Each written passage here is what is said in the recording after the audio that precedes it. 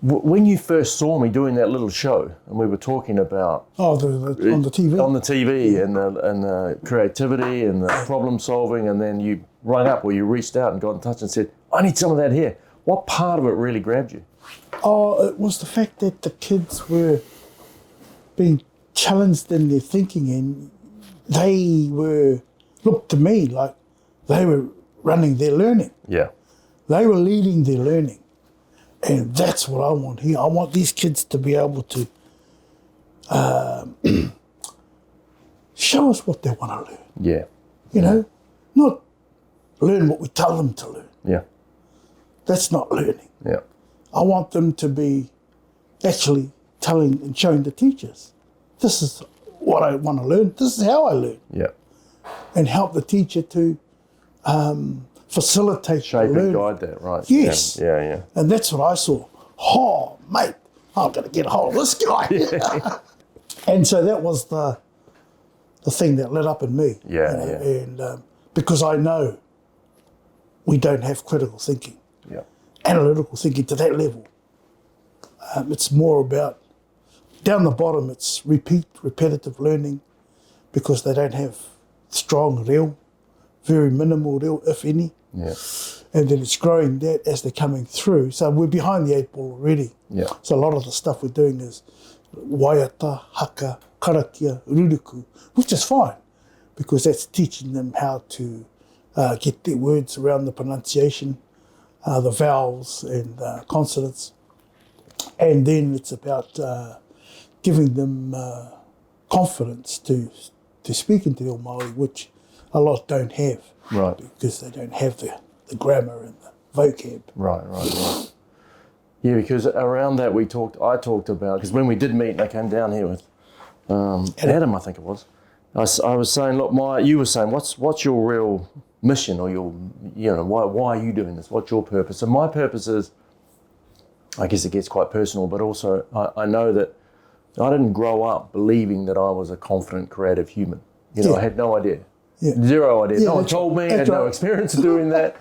And none of us do. None of us do. None of us heard it. No, and and that's why. So you ask kids, but a lot of my work in enterprises is you have to start from first principles, because if you ask a room of adults, put your hand up if you're creative, no one puts their hand up, right?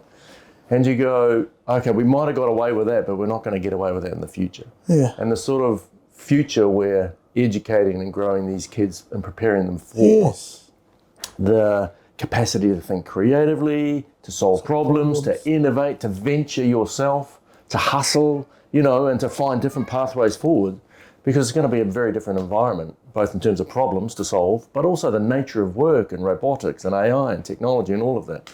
And we talked about that, and you said, that's exactly what I want to give my kids.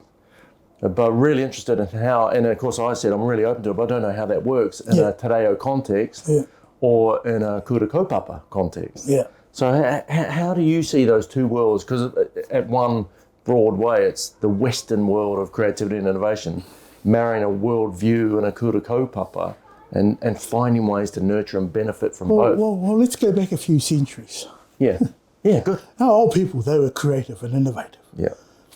Without that, we wouldn't have got here. I know, they had to get here. Then they had to adapt and be agile and adapt to the environment. Yeah. Totally new. Yeah. Hot, cold, and all the fauna and, we're over there, be sea, coconuts, fish. Yeah. Here was the lot. And adapting to the plant life, medicinal, and everything else that they realised over time. Yeah. And learned.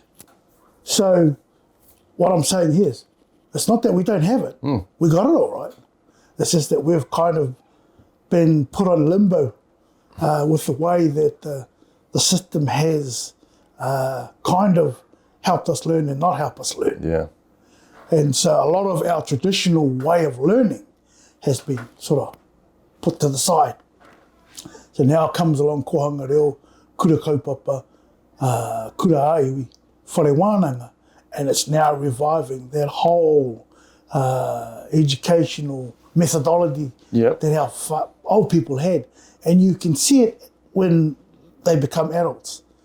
look at what they're creating in the art world, musically, tāmoko, carving, stonework. Oh, it's just amazing. The musical, traditional, just amazing, beautiful, beautiful.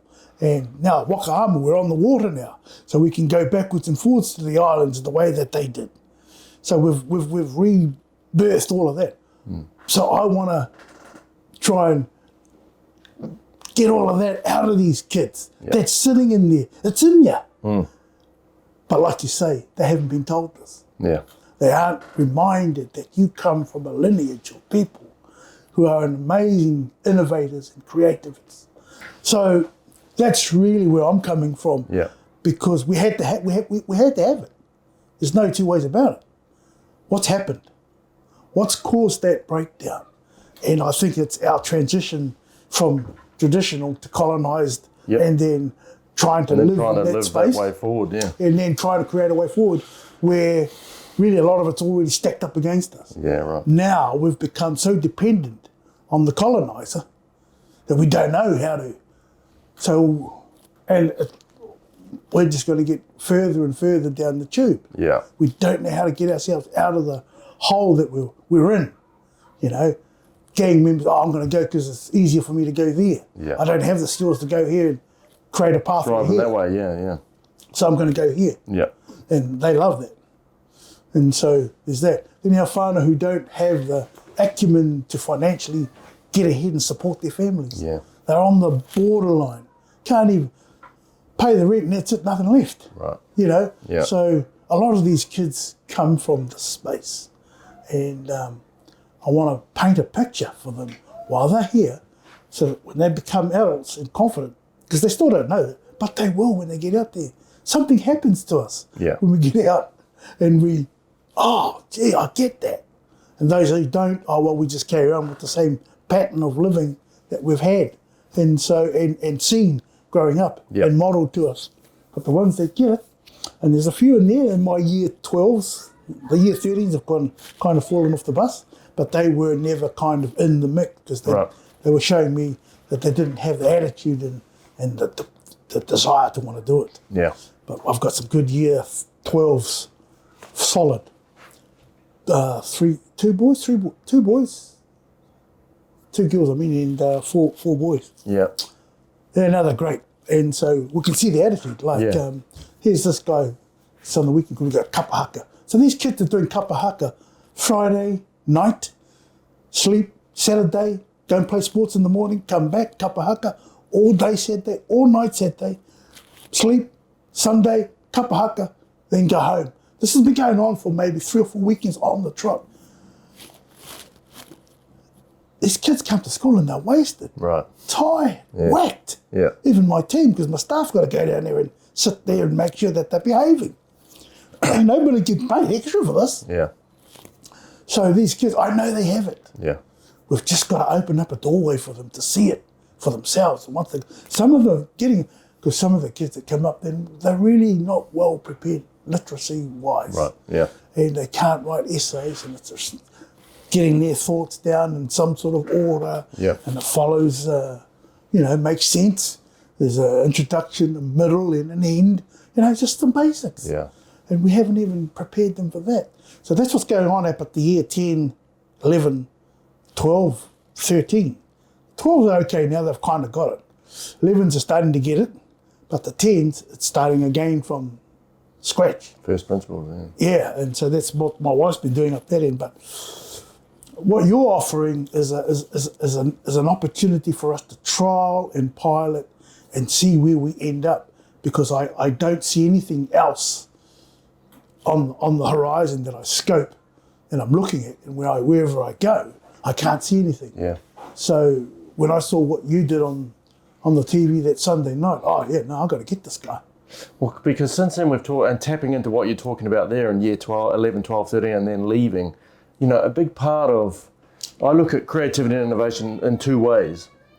In that, yes, it adds new value in market. You can innovate a new idea and make that idea happen, but you can point it back into yourself, deep into into your deeper part of your talent, your thoughts and ideas, ideas about who you are, how you are, who you want to become.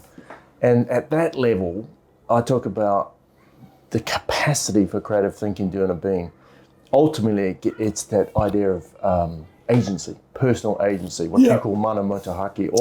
Or you took me further, you said, no, it's tino rangatiratanga. Yeah.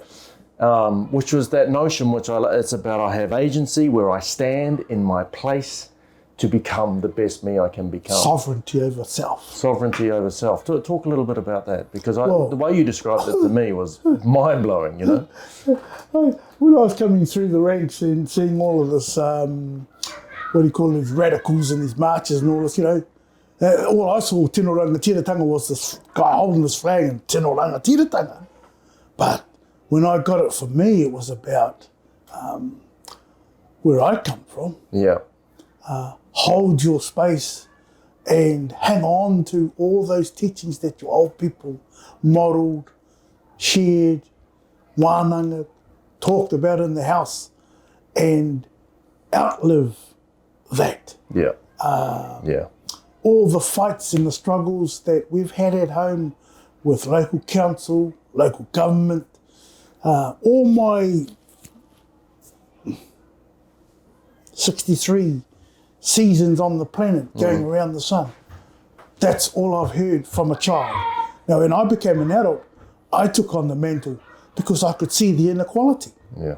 So that was about tino rangatira at a whānau, marae, hapu level.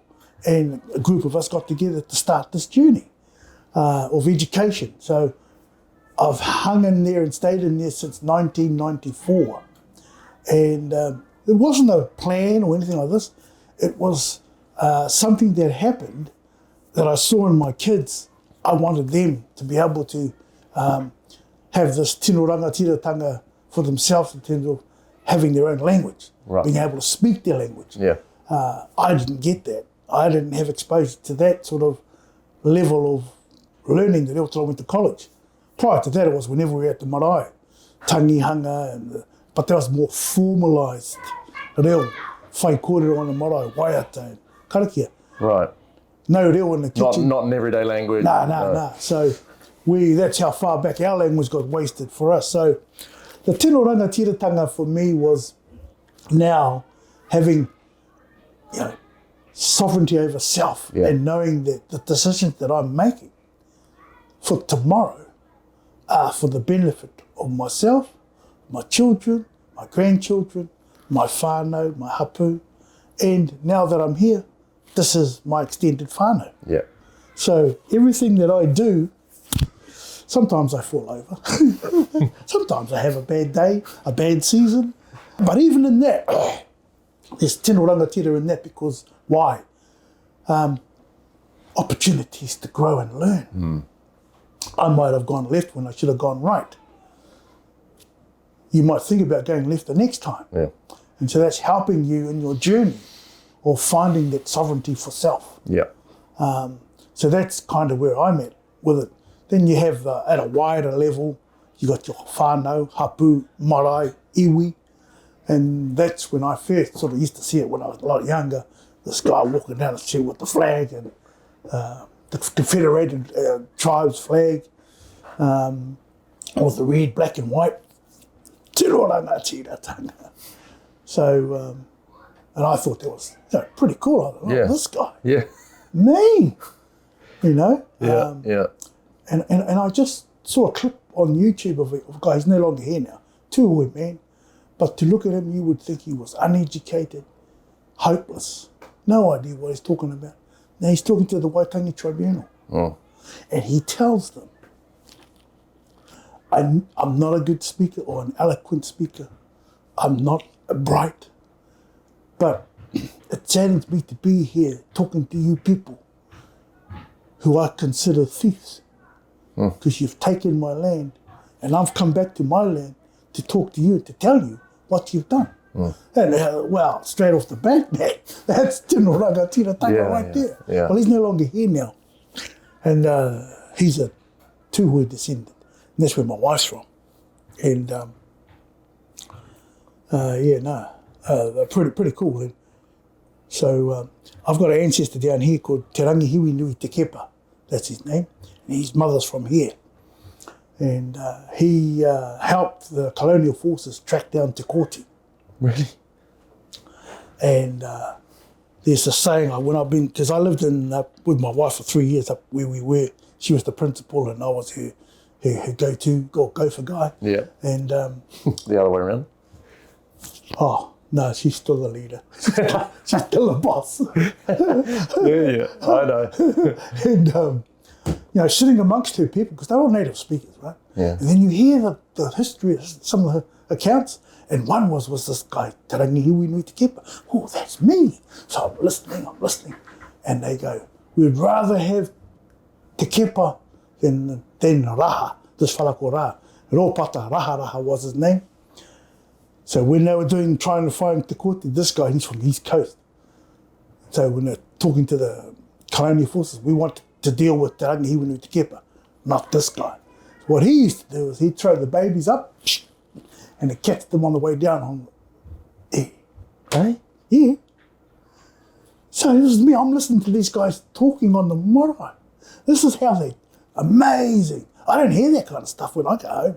It's all kind of Christianity and all that, and I'm okay with that. But the truth is the truth. Yeah.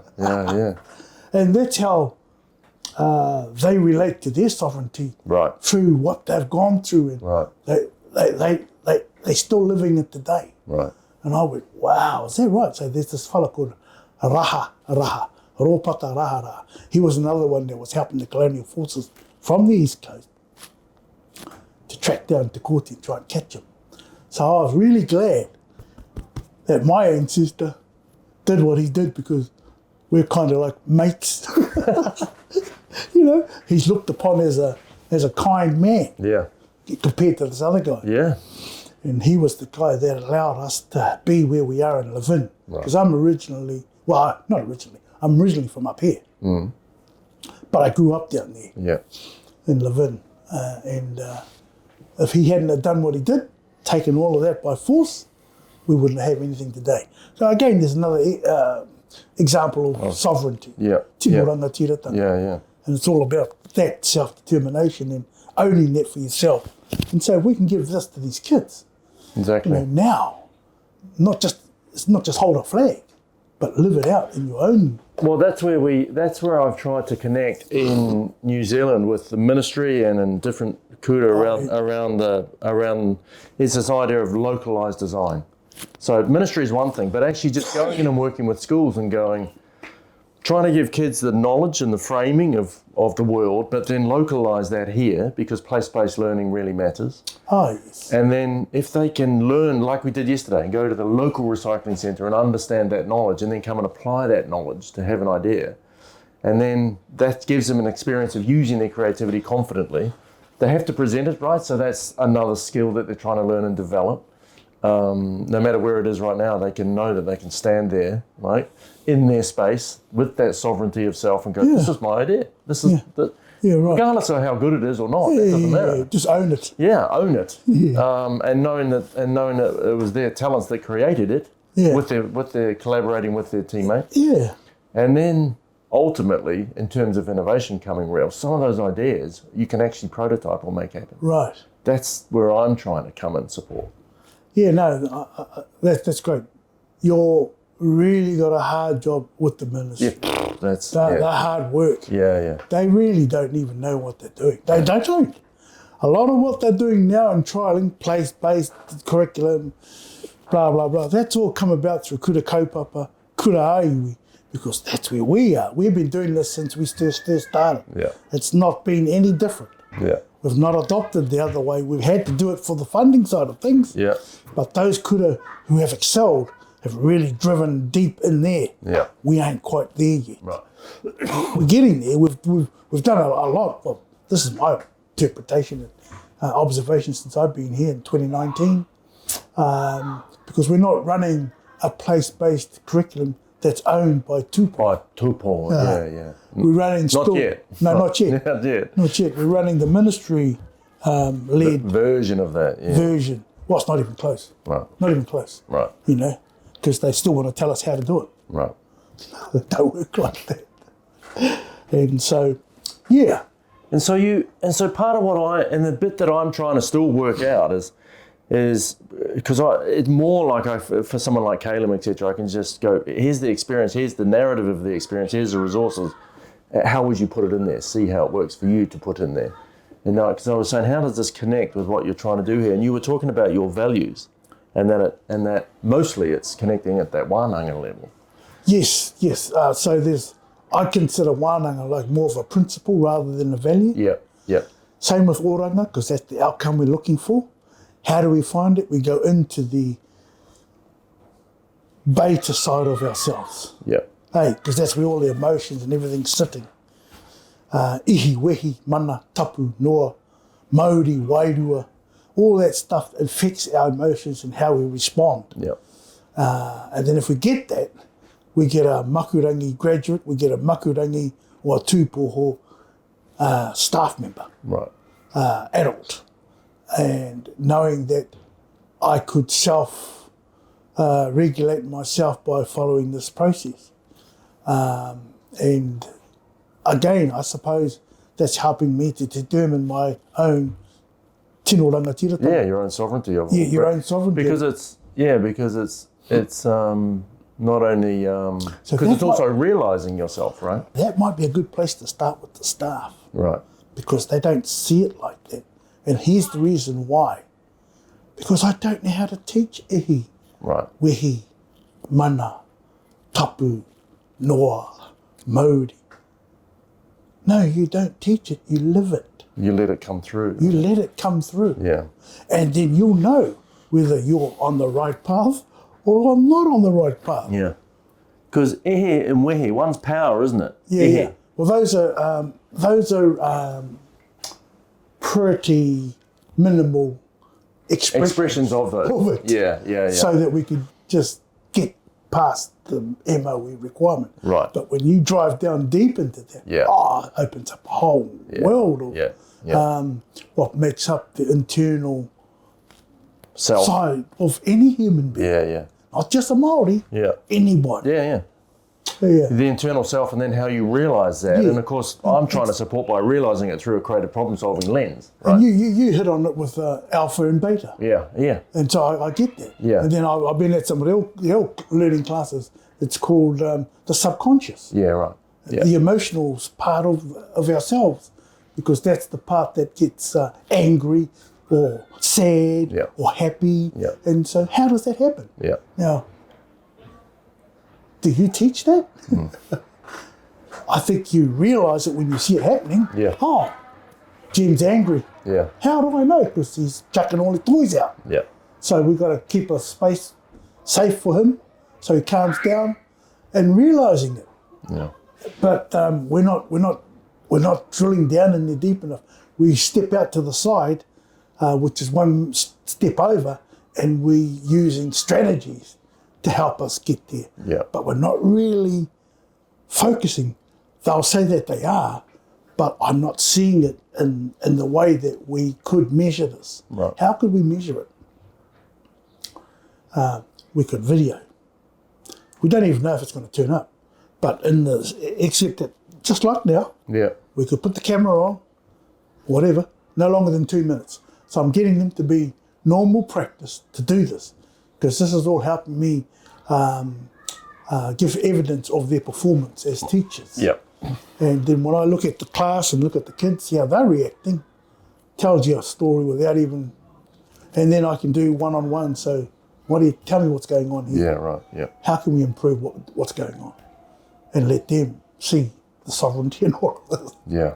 So they step out to the side and then try to come back this way, but they're not using this, because I ask kids, say, you know what, the kids come in here, they've been sick, but do you know what the mātāpuna of the Kura are? So they don't even know them. Yeah. So we're not even espousing them or talking about them. They don't even have them up on the wall. So it's that sort of thing that that might help the staff.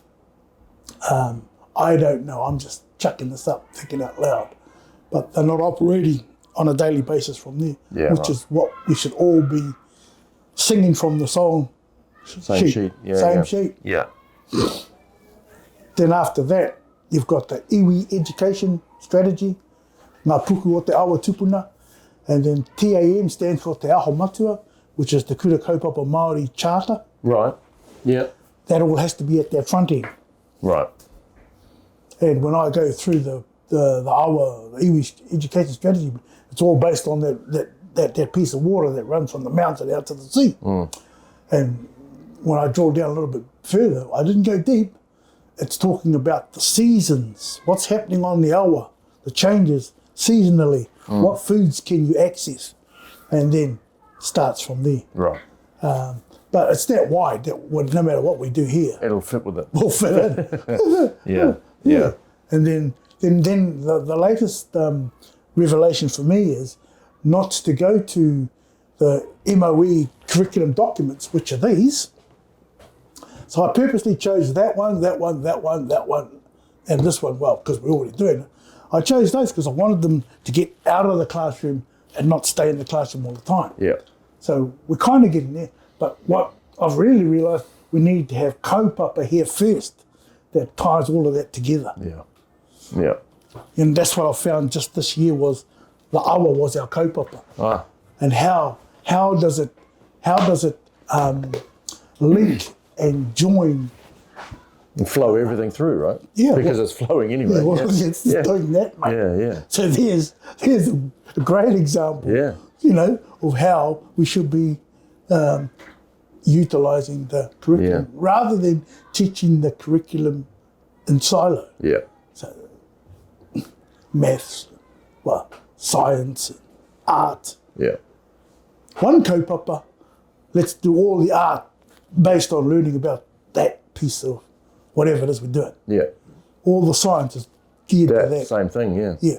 All the health aspects is geared to that.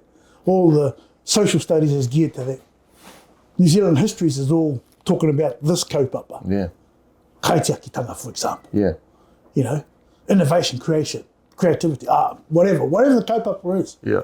That's the guy that drives all the learning in terms of the curriculum areas coming in. So that's why I've put kaupapa now before the curriculum. Yeah. We need to identify the kaupapa. And then what I've seen after that, you should have units of work that you That fall out of that focus. Fall yeah. out of that. Yeah. So And that can scale up and scale down, right? Scale up, so scale you down. put it down for the younger kids or you scale it up for the older kids. Yeah. Yeah. Well, there's that. Then the other thing I've realised is we can come back to it later on Yeah. and have another go at it and improve I on see. it. Right, yeah. You know, Yeah, yeah. But you're Take it right. forward. And scale down, scale Yeah, up. yeah. And that's what we need. We need this potama idea of happening so that the babies, this is what it looks like for them. Yeah. Next lot up, this is what it looks like for them. Next up, and so on. Yeah. So each cohort in their own levels will be able to pull that apart Yeah. and see how that works. We're not quite there yet. Not quite there, no. No, well, It's all on your doorstep though, isn't it? Because even you think about math and flow and the river and the volume and it's all math. You know? they can't see it. Yeah. Can't see it. Yeah. No. Yeah, no, that's right. And then all the way through to, you know, you're talking about year 13 and those recycling guys, the enterprises and the ventures that people are putting and utilising the awa for now because it's become a tourist resort and so people are venturing around it. Yeah, well, that's what I'm looking for up at that end. Yeah. Earn as you learn. Earn as you learn, yeah. And I saw that in Hawaii. I thought, geez, but we're a long way from doing something like that. Yeah. But we've got some possibilities, some pockets, like Rachel put up the idea, why don't we grow seedlings from starting, put it up on the website and sell them for $5, sell them for $2, cheaper than what you get in the shop. And, you know. All of that. All of that. Yeah. So there's opportunities. Car wash for the guys on the weekend. Those who don't want to go and play rugby here, don't need some money. Yeah. There's pockets of things that they could do to earn a bit of crust. But I think if we get them to be more critical and deep in their thinking, innovative and creative, which all is what you're offering, Yeah. I think that'll be time well spent. Yeah, because it makes me think that, just rolling forward and talking, busking, it makes me think that if there was a cohort, the best thing for me would be if there was a cohort from here, if there was a cohort from there, and they came together as a broader learning cohort. And they went through this program with the idea of, one, learning about themselves, learning the methods of creativity and innovation, but then applying them to exactly that. You're talking about staff? Yeah. Yep, no, let's give that a go. Because then they could go, what Tim's saying is this localised curriculum design has to be for our kaupapa and our whānau and our here, and then weaving in, not just like you say, putting it for that bit and then forgetting everything else, weaving in and going, it all connects, everything, no matter what part of the curriculum you're expressing, yeah, that's you can express it through here. That's right. And I know they're doing... And then they could create that as we're going through it, and then they could take it into their classroom each week and try it. Do you see what I mean? So they're learning principles, creativity, innovation, learning about themselves, etc., applying it here and going, so maybe I'll try that this week and see how that goes. Because there's another thing. Before you guys came in, the day before you and Matt came in, we had Rangi Mātāmua come in. Right. And he did a session with them on the maramataka. What's that? Matariki. Ah. Yeah. So, you did? Actually, that was after. Yeah, we were here, and then 2 days later, he was coming to do that session. That's right, because it was Matariki. Matariki. Well, he's the guy that set all it up, gave us the holiday, and What was it like? I bet it was amazing, wasn't it? Session by him? Yeah, it was, because he's he's just gifted at imparting knowledge. Right. Just got it, and they're all... I wanted that. Yeah. So we haven't quite yet connected that into the... How to put that in and where do you put it? That's got to be in here. Yeah. That's good, because it just talks about growing things and going fishing and all. It doesn't just talk... It talks about the actual humans what it means in the human bit.